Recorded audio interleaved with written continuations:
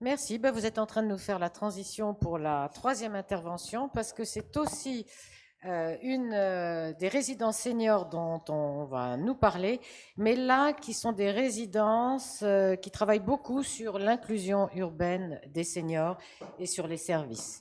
Donc nous avons avec nous Pierre-Olivier Lefebvre qui est directeur du réseau francophone La Ville Amie des Aînés. Voilà. Oui, bonjour. Donc, pour être précis, je suis délégué général du réseau francophone des Villes Amies des Aînés, qui est un programme de l'Organisation mondiale de la santé et qui encourage, je dirais, en fait, la question du vieillissement actif et de la place des aînés sur les territoires dans un défi du 21e siècle qui est la longévité. Et le projet que nous avons choisi de présenter est un projet qui se passe à Beaune, qui s'appelle Serenitis. Mais au-delà de celui de Beaune, ce qui nous a semblé intéressant, c'est le côté reproductible et modulable, c'est-à-dire possibilité de le faire intergénérationnel ou pas, et de le penser par rapport à cette question en fait de l'évolution du vieillissement. C'est un projet qui est mis en place par Orvitis, qui est donc le bailleur social départemental, dont je ne suis pas le représentant, je tiens à le préciser, mais je travaille avec eux dans le cadre de la démarche Ville Amie des Aînés, et on a une réflexion, je dirais, d'accompagnement, puisque le réseau se situe à Dijon et le siège social de cet organisme aussi. Ah, moi aussi, je suis pas bon. Alors, la première question, c'est en fait que sur un territoire, eh bien, on en a parlé tout de suite, il y a des habitants et le projet d'habitat doit s'intégrer à cette question en fait des habitants et des générations. Et ça, c'est vraiment fondamental de s'interroger sur en fait l'équilibre des générations sur un territoire, autant que sur le projet immobilier lui-même. Ça veut dire qu'en amont de l'implantation du projet, eh bien, il y a une réflexion à avoir en anticipation sur le foncier, sur ce que nous on appelle la zone favorable au vieillissement. Alors, je suis pas à 100% d'accord avec ce qui était dit sur. On sait ce que attendent les personnes âgées d'être en centre-ville et tout. Les personnes âgées entre 60 ans et 120 ans, en fait, elles sont différentes. Et vous et moi, on est différents. Et donc, la première chose qu'attendent les personnes âgées, c'est d'avoir le choix, d'avoir une gamme d'offres, d'avoir des opportunités sur un territoire qu'elles aiment, auquel il y a un attachement, et que les réponses immobilières soient en fait l'écho de l'attente de cette diversité de possibilités, et que de ce fait-là, on n'oppose pas le domicile dans lequel on est parfois depuis très longtemps à la vie en établissement dans lequel on n'a pas forcément envie d'aller parce qu'il renvoie à une perception de fin de vie.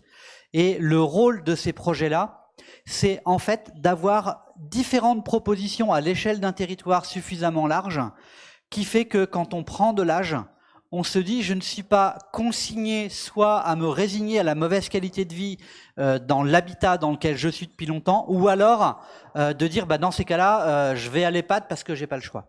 Et ça, c'est fondamental à anticiper sur le territoire et donc à regarder en fait ces évolutions sociétales et peser deux choses.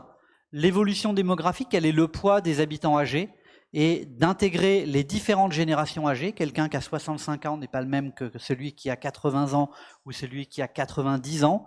Et l'âge n'est pas le seul critère. Là, on a parlé de girage tout à l'heure. Alors moi, je pense que vraiment GIR 5-6, c'est des gens autonomes, c'est-à-dire que quelqu'un qui a plus de 60 ans et qui va être giré par un travailleur social, s'il va bien comme vous et moi, on dira qu'il est GIR 6. Et ça, c'est aussi important de le regarder comme ça, c'est qu'il y a des formes d'accompagnement et d'anticipation au cas où à un moment donné je sois plus fragile. Mais GIR 5-6, c'est de la fragilité. Ce type de projet est aussi pour des gens autonomes. Ça veut dire qu'en amont, doit se poser la question de la réorientation ou de l'accompagnement dans ce nouveau type de logement si à un moment donné, je rentre dans une perte d'autonomie, voire de dépendance.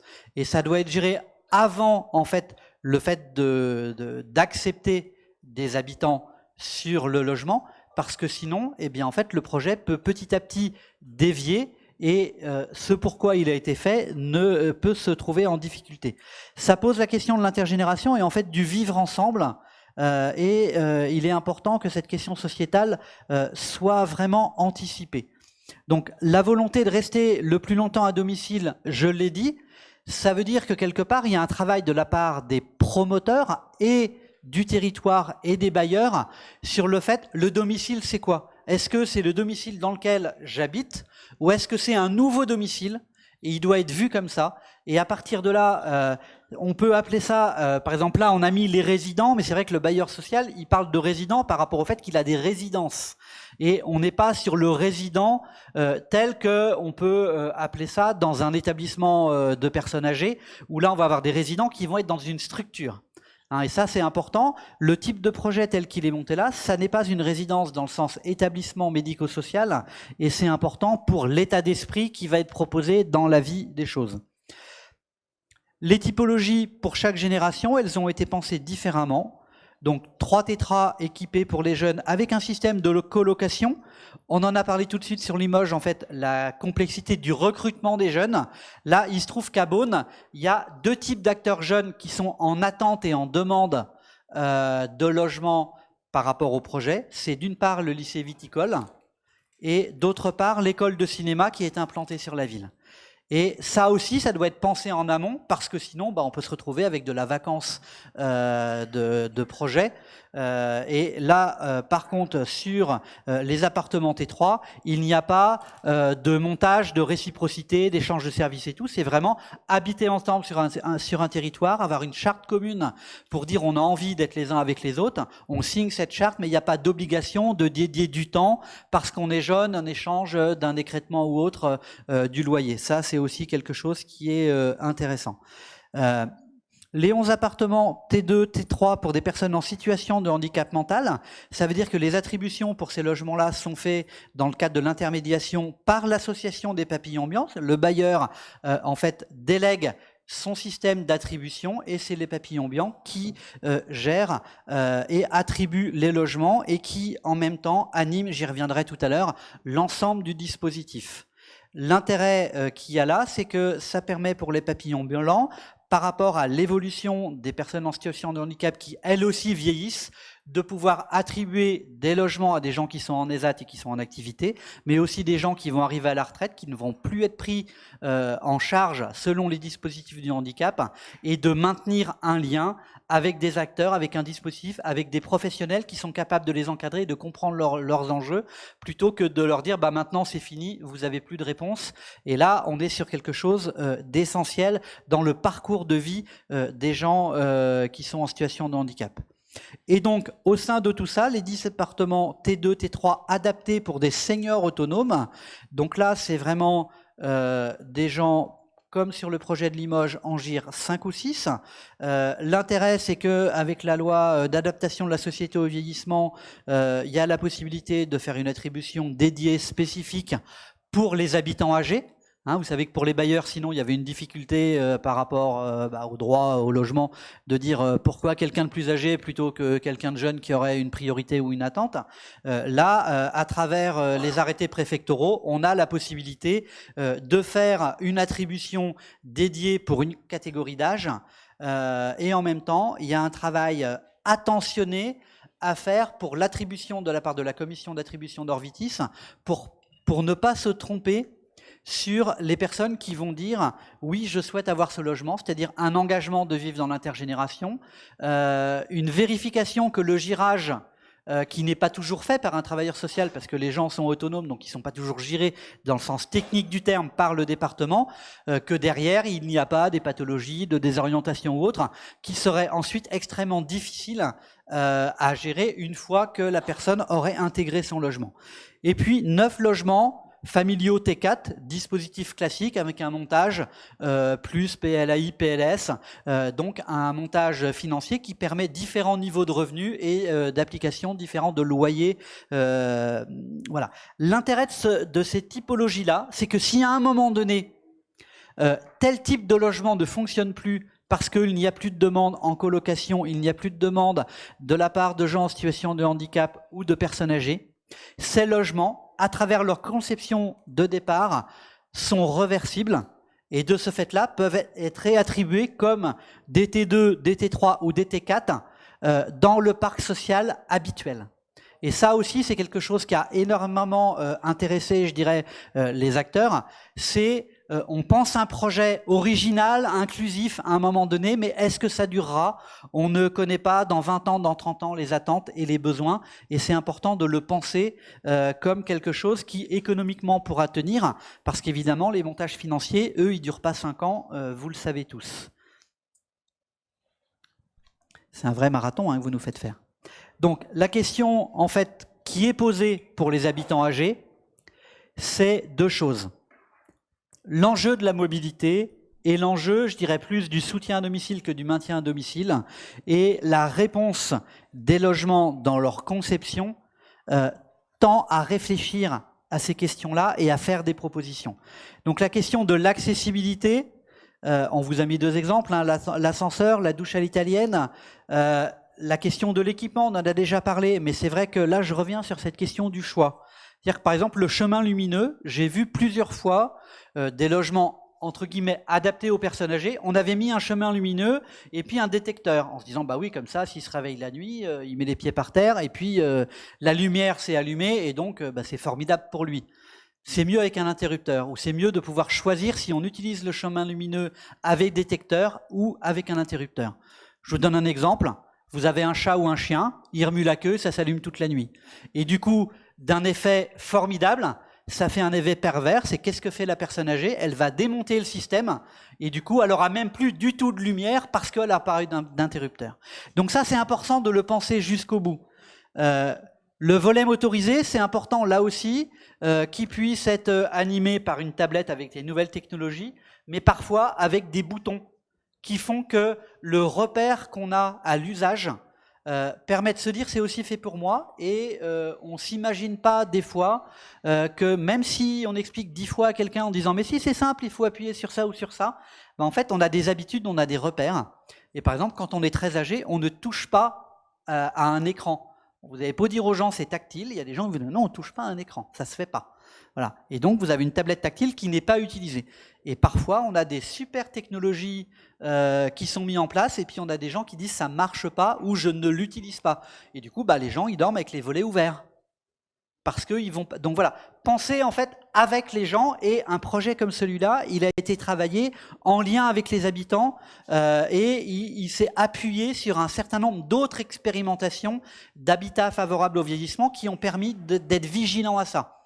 Hein, si vous mettez un canon de serrure parce qu'il coûte moins cher, parce que vous êtes bailleur social et que les personnes âgées, elles mettent la clé à l'intérieur. Et du coup, si elle tombe, et que vous avez pris un canon de serrure, on ne peut pas mettre la clé à l'extérieur, vous ne pouvez pas ouvrir, vous défoncez la porte et après personne ne veut remplacer la porte. Donc c'est des choses extrêmement basiques, de bon sens, mais qui doivent être pensées dans ce type de logement. Et si vous mettez un canon de serrure avec une petite molette, du coup la personne est en sécurité, elle sait qu'elle peut fermer, et en même temps elle laisse pas la clé, et du coup quelqu'un peut rentrer si elle a donné les clés à quelqu'un, ou des types de choses comme ça. Donc voilà, un environnement rassurant. J'en ai parlé. Le point fondamental, c'est vraiment la question que sur ce dispositif-là, il y a un travail de fond pour faire du lien social, pour faire en sorte que les questions d'échange, de solitude, de rencontres, de conflits soient régulées par quelqu'un qui est le gestionnaire de la résidence, qui est en même temps, je dirais, a pour mission d'animer la salle de convivialité, les espaces collectifs, et de faire en sorte qu'il y ait une pérennité sur les animations, parce que, je dirais, la cogestion, il y a des moments ça marche, il y a des moments ça peut être plus faible, et il y a quelqu'un qui a besoin d'être régulateur pour que ça fonctionne. Je passe sur la messagerie résidentielle, qui est un projet départemental, mais qui est en fait de faire le lien entre le bailleur à travers des nouvelles technologies et je dirais la vie des locataires, et le rôle en fait du gestionnaire de résidence est entre autres d'animer cette plateforme et d'aider les gens à progresser et à pas être dans la fracture numérique.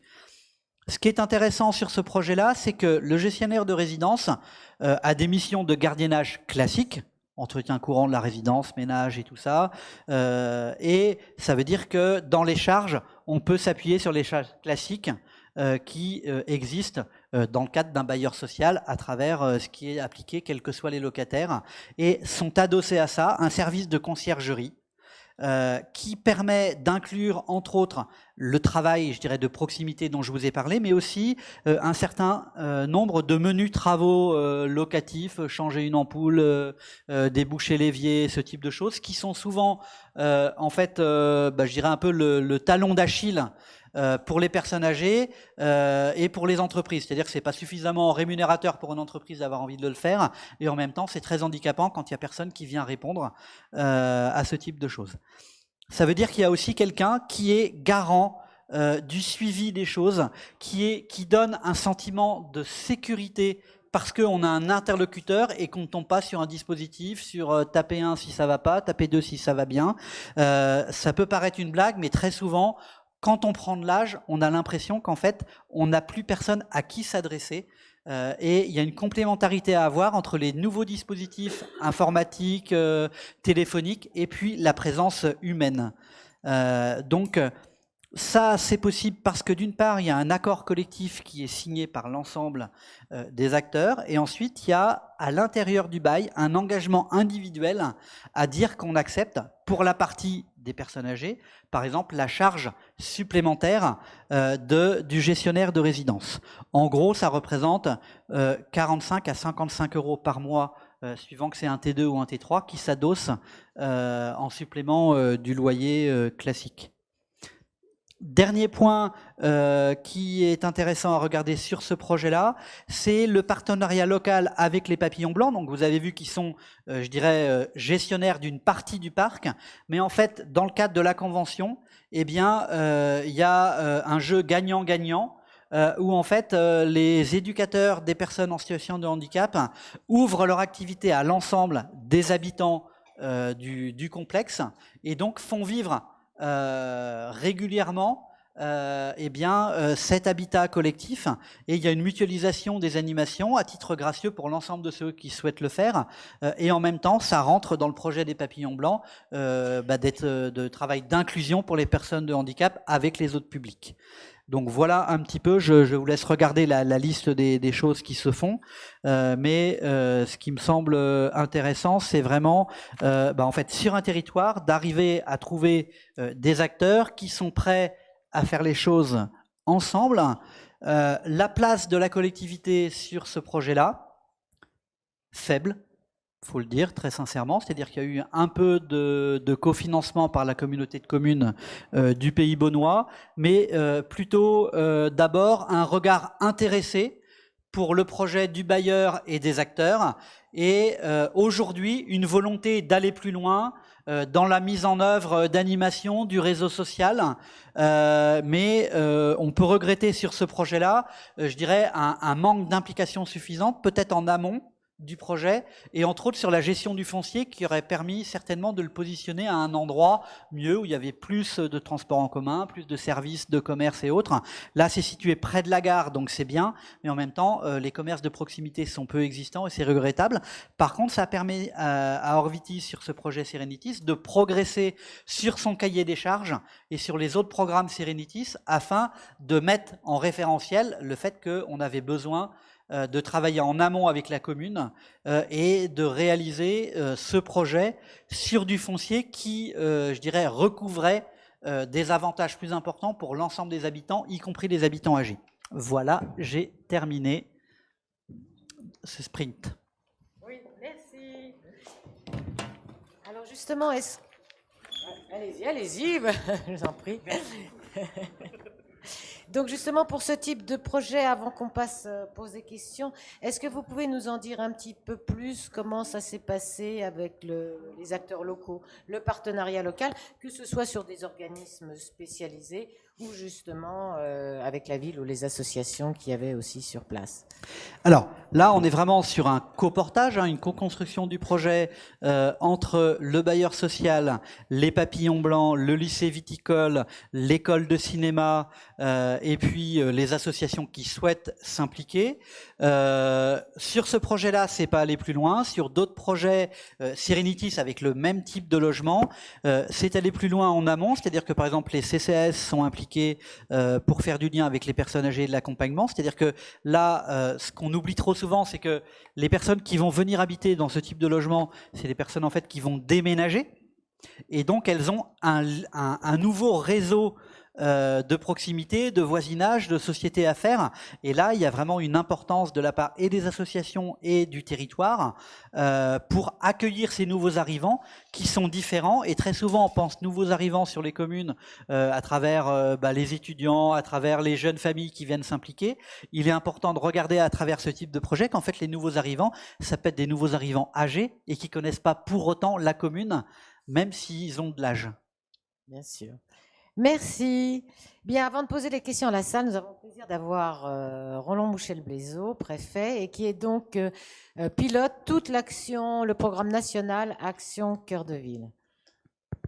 Bonjour à tous. D'abord, juste quelques mots. Je suis désolé, je ne pourrais pas rester parce que j'ai une bonne excuse puisque je suis convoqué par le cabinet de Julien de Normandie pour une réunion spécifique sur l'adaptation de la disposition fiscale de Normandie dans l'ancien, enfin son évaluation et son adaptation et des mesures qu'on pourrait proposer dans le PLF 2020. Donc, vous m'excuserez de ne pas rester jusqu'au bout de cet après-midi qui est tout à fait passionnante.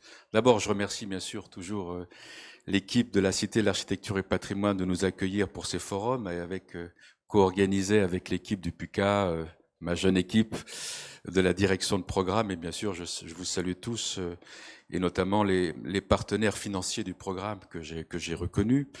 D'abord, on est très heureux de l'organisation de ces forums et on est en train de constituer, grâce à vous, grâce aux expériences, aux témoignages, aux innovations, aux bonnes pratiques qui sont recensées, une sorte de, j'allais dire, de catalogue virtuel ou de catalogue de bonnes pratiques qui constitue ou qui va constituer une littérature scientifique et opérationnelle assez inégalée pour nos villes, pour les villes du programme Action Cœur de Ville, dont je salue bien évidemment tous les représentants présents ou qui vont nous écouter à travers la vidéo, et puis pour toutes les villes en général qui grandes ou plus petites, qui sont intéressées par toutes les problématiques qui sont développées au cours de ces forums.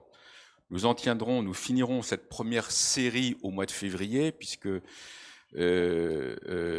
après il y aura une petite pause, si j'ose dire, de respiration démocratique, et nous reprendrons après la 3e rencontre nationale des maires et des présidents interco qui aura lieu au printemps, sous la présidence gouvernementale. Nous reprendrons bien sûr ces forums ensuite dans une 2e série, et je crois qu'on est en train, grâce à vous tous, et j'en remercie bien sûr l'ensemble des contributeurs passés, présents et à venir, de constituer quelque chose qui est quand même assez exceptionnel, puisqu'on mélange à la fois bien sûr des visions stratégiques, des expertises et des cas extrêmement pratiques qui peuvent être mutatis mutandis, duplicables dans beaucoup de communes, et je pense que c'est ça qui est intéressant pour l'ensemble du réseau des villes, Action Cœur de Ville, et plus globalement des acteurs.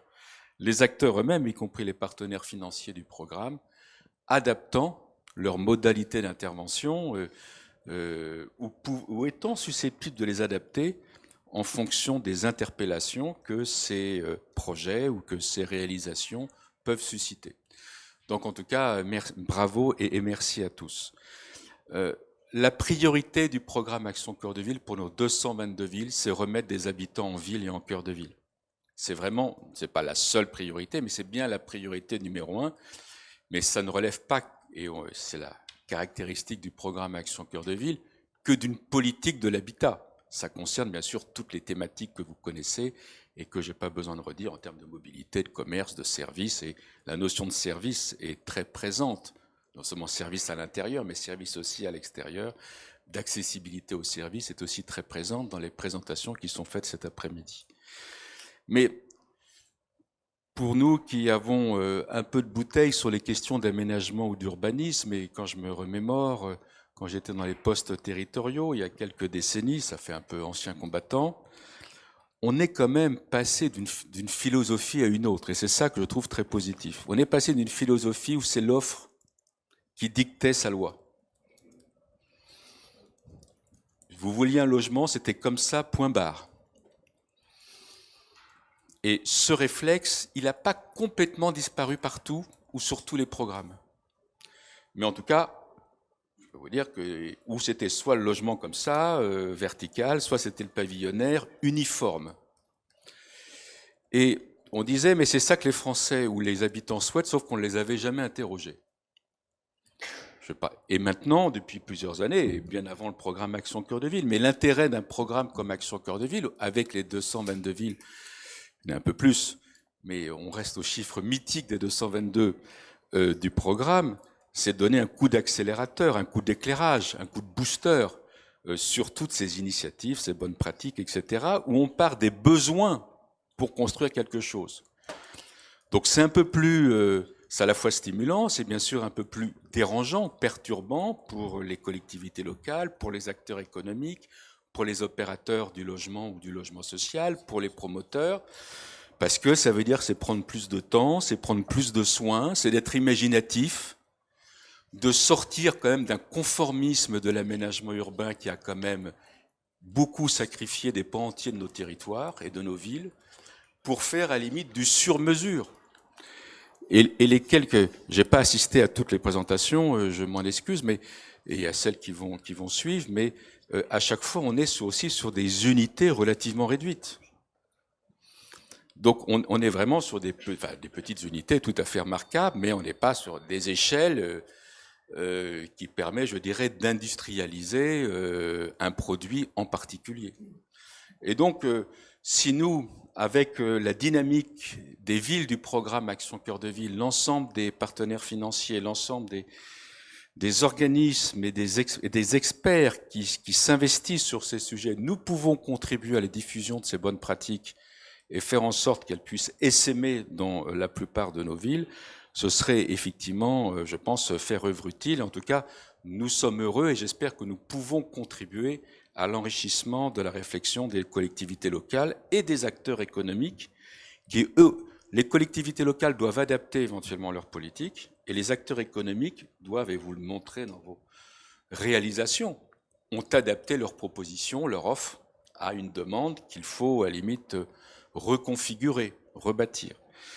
Donc on est vraiment dans une démarche où on part de l'usager, de l'habitant et non pas de l'offre. Quelques points sur lesquels je voulais assister, j'arrêterai là parce que l'important c'est que vous puissiez échanger et pas m'écouter, c'est de dire, ça a été évoqué d'ailleurs dans les deux interventions que j'ai eu le plaisir d'entendre, c'est la notion de logement évolutif. Bon.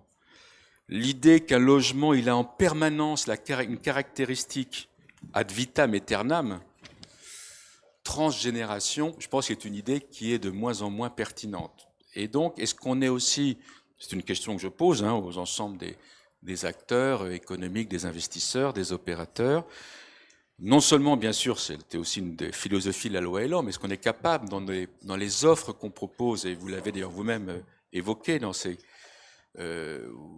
et l'orateur précédent aussi, dans la capacité d'évolution, de transformation des logements et des usages, est-ce qu'on est capable effectivement d'intégrer en permanence, d'avoir cette vision en permanence?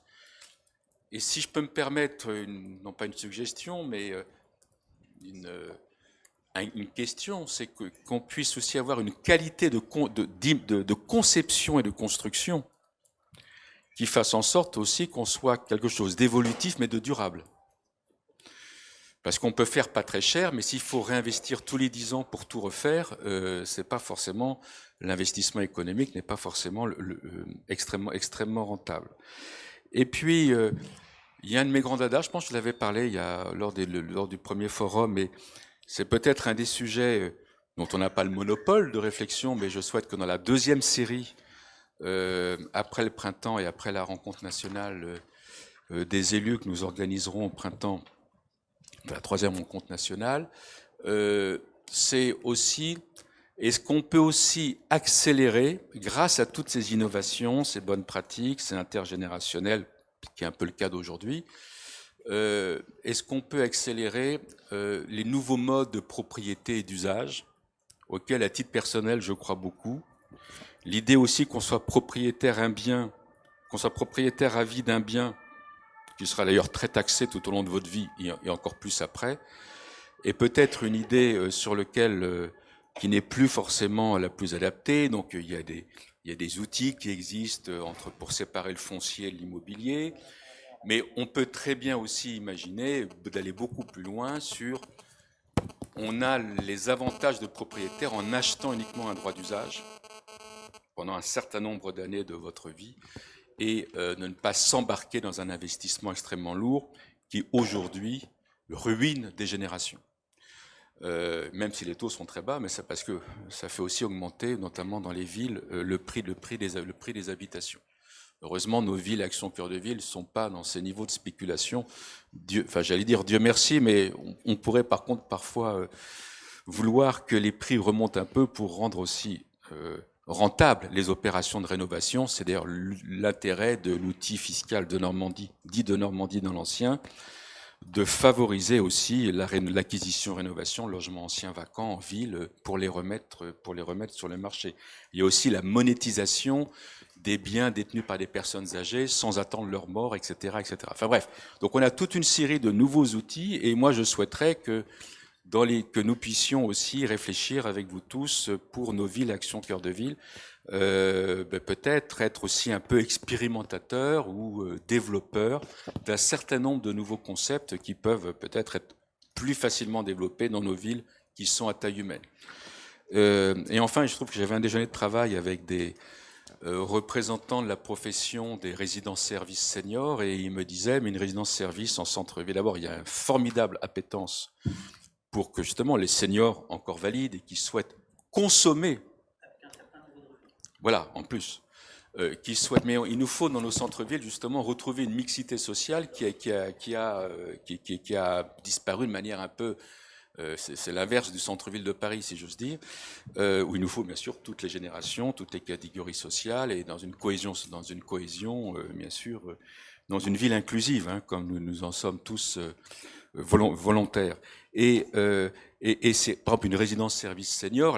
Alors j'étais très intéressé par votre présentation sur d'en faire une intergénérationnelle, etc., etc. Mais c'est d'abord des personnes qui sont encore valides, qui veulent consommer matin, midi et soir, voire la nuit du centre-ville. Et donc ça, c'est intéressant, bien sûr, dans une optique où toutes les générations sont rassemblées dans nos centres-villes. Et puis c'est en moyenne 20 emplois en cœur de ville, dans ces résidences. Voilà, donc on voit bien que tous ces enjeux qui sont au cœur de notre priorité, c'est remettre des habitants et de la vie dans nos cœurs de ville, les outils, les bonnes pratiques, les innovations, les réalisations que vous avez faites dans des villes du cœur de ville où je vous signale, cher monsieur, que vous avez dit que la ville n'était pas très aidante, mais ce n'était pas une ville du programme. Alors peut-être que ça explique que je pense que ça aurait été... Voilà, non, mais on est très heureux d'annexer toutes ces bonnes pratiques. Mais je ne doute pas que si ça avait été une ville Action Cœur de Ville, elle aurait été très attentive à votre projet en centre-ville, j'imagine, enfin en tout cas en cœur de ville.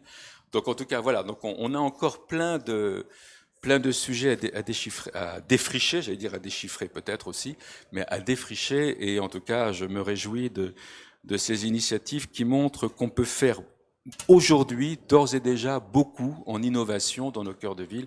Et je tiens à vous en féliciter et compter sur nous pour bien sûr le diffuser au plus grand nombre. Bon après-midi, je ne sais pas si vous aurez une pause, je ne sais pas si vous autoriserez une pause, mais voilà, je vous souhaite une bonne après-midi et à très bientôt.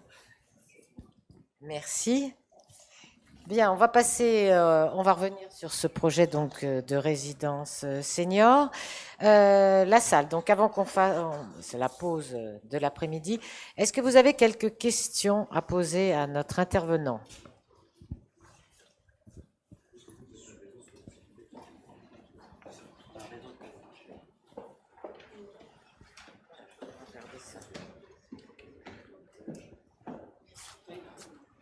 Donc bonjour, Capucine Darceau, donc comité d'agglomération de Ventoux-Comtat-Vénessin dans le Vaucluse.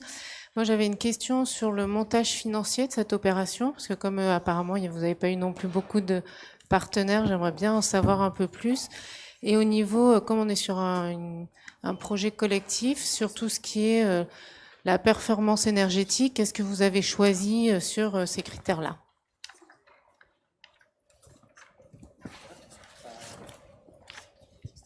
Alors, je rappelle que je ne suis pas le promoteur du projet et je ne représente pas le bailleur qui devait venir avec moi, mais qui a été obligé de m'abandonner en route pour d'autres aventures. Le projet global, il est 4,4 millions. Et le financement extérieur en dehors du prêt à taux zéro de la CDC et l'autofinancement, c'est 950 000 euros. Voilà.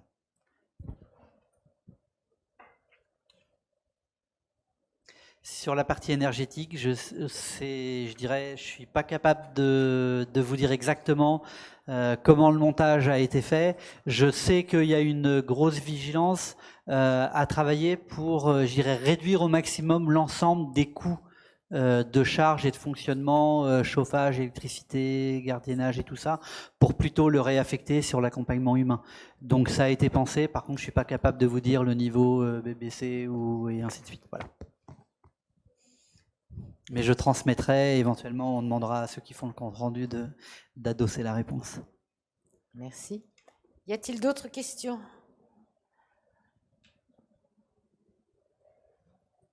Alors, moi, j'ai peut-être un complément à faire, c'est sur cette question d'intergénération, puisque là, on a eu 2 projets intergénérationnels de présenter. Je pense qu'il est important de travailler ces choses avec les générations elles-mêmes et d'être vigilant, entre autres, sur les âgés. Moi, je suis sociologue du vieillissement. Il est vraiment important d'être vigilant à pas simplement mettre des gens les uns à côté des autres pour dire qu'on fait de l'intergénération. Et il est essentiel d'entendre que le rythme, quand on vieillit, n'est pas le même, que la perception au bruit n'est pas la même. C'est-à-dire que quand vous êtes âgé, vous allez habiter votre logement et votre périmètre de 100 ou 200 mètres quasiment en permanence. Et donc que d'entendre des enfants, que d'entendre tout un tas d'activités ne va pas être perçu de la même façon que si vous allez dans plein d'endroits différents et que vous rentrez dans votre logement le soir.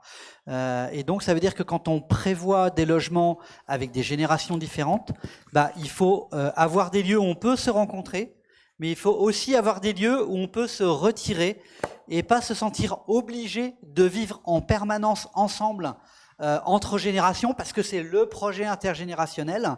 Et moi, j'ai vu des endroits où il y avait des personnes âgées qui en avaient marre d'avoir le jardin et le ballon des gamins tapés en permanence dans la porte et la balançoire qu'on avait installée et qui criait, parce que on a le droit d'avoir le choix, comme nous tous.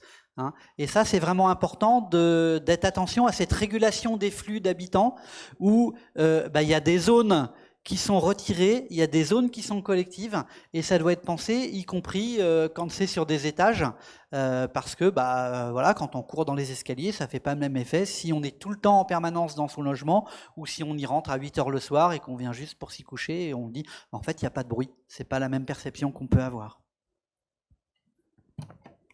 Merci. Et s'il n'y a plus de questions, je vous propose une pause, alors qui va être assez courte, puisque je pense que l'heure de reprise... Oui, disons, on se prend 10 minutes, ce serait bien qu'on soit là à 16h10. Voilà.